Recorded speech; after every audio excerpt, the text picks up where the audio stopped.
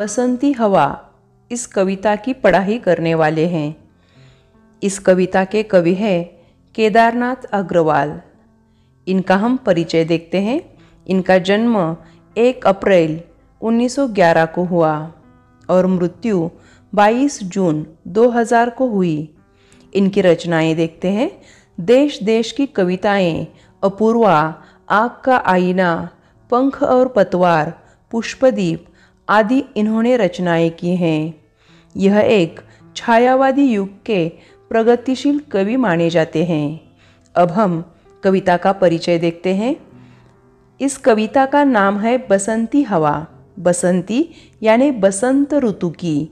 बसंत ऋतु की जो हवा है, इसके बारे में हम यहाँ पर पढ़ाई करने वाले हैं। कविता का परिचय देखते हैं। बसंत ऋतु में बहने वाली हवा बहुत ही सुहानी होती है। इस समय सर्दी समाप्त हो जाती है और गर्मी का आगमन अभी दूर होता है। बसंती हवा सभी को प्रसन्नता प्रदान करती है। अब हम कविता देखते हैं। कविता का सरल अर्थ देखते हैं। हवा हूँ हवामय। हवा का मतलब है वायु। हमने पहले ही देखा बसंती शब्द का अर्थ है बसंत ऋतु की।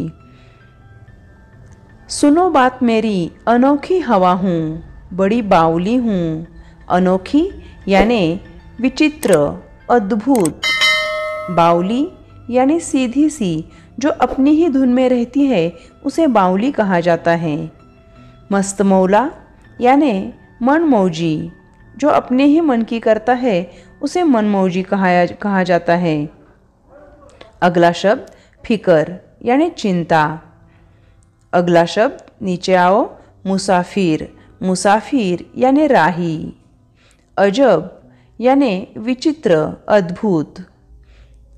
देखो, अब हम इस पंक्तियों का अर्थ देखते हैं। हवा हूँ हवा में, बसंती हवा। हवा क्या कहती है? मैं हवा हूँ और मैं बसंत ऋतु की हवा हूँ। सब लोग सुनो, सुनो बात मेरी, अनोखी हवा हूँ मैं बड़ी ही अनोखी हूँ, बड़ी बावली हूँ, मैं मस्त मौला हूँ। मुझे किसी भी प्रकार की कोई चिंता नहीं है, नहीं कुछ फिक्र है, बड़ी ही निडर हूँ। मैं किसी से नहीं डरती, नहीं मुझे किसी का डर है। मैं एक अद्भुत ऐसी यात्री हूँ, जिधर चाहती हूँ उधर घूमती हूँ, मुसाफिर अजब हूँ।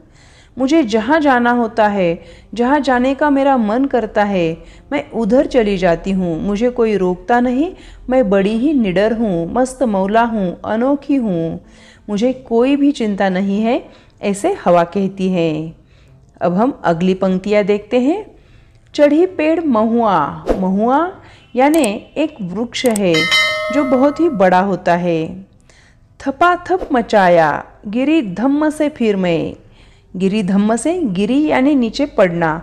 धम्म जब हम पढ़ते हैं तो उस वक्त जो आवाज़ आती है उसे धम्म कहते हैं। झकोरा, झकोरा यानी झोंका। आगे देखते हैं। मैं महुआ के पेड़ पर जा चढ़ी और मैंने उसके पत्तों को खूब हिलाया। पत्तों से थप थप की आवाज़ आई और मैं धम से नीचे गिरी। फिर मैं आम के वृक्ष पर चढ़ी, उसे खूब झकझोरा। उसके कान में मैंने कू कहा और वहाँ से भाग चली। उसके बाद मैं गेहूं के खेतों में भी पहुँची। वहाँ गेहूं की बालियों के बीच में बहुत देर तक लहराती रही, क्योंकि मैं हवा हूँ, बड़ी ही अनोखी हूँ, मनमौजी हूँ, किसी से डरती नहीं हूँ, किसी की मुझे चिंता नहीं, फिक्र नहीं। इसलिए मैं जहाँ चाहती हूँ वहाँ जाती हूँ। इसलिए उसने क्या क्या किया? वह महुए के पेड़ पर चढ़ी, पत्तों को हिलाया, थप थप आवाज़ आई और वहाँ से धम से गिरी। और फिर आम के वृक्ष पर चढ़ी, वहाँ भी झकझोरा, वहाँ पर कान में कू कहा और वहाँ से भागी। गेहूं के खेतों में पहुँची और गेहूं की बालियों के बीच में बहुत देर तक लहराती रही। हमने गेहूं के खेत की बालियाँ लहराती हुई देखी हैं। तो वह लहराती है क्योंकि वहाँ पर हवा होती है। अगली पंक्तियाँ देखते हैं। पहर दो पहर क्या, अनेक पहरों तक। पहर यानी प्रहर। इसी में रही मैं, खड़ी देख अलसी। अलसी यानी तिलहन का एक प्रकार है। लिए शशीश कलसी, शीश यानी सर, कलसी यानी गगरी। यहाँ पर एक स्त्री दिखाई दे रही है और उसके सर पर गगरी है, उसे कलसी कहते हैं।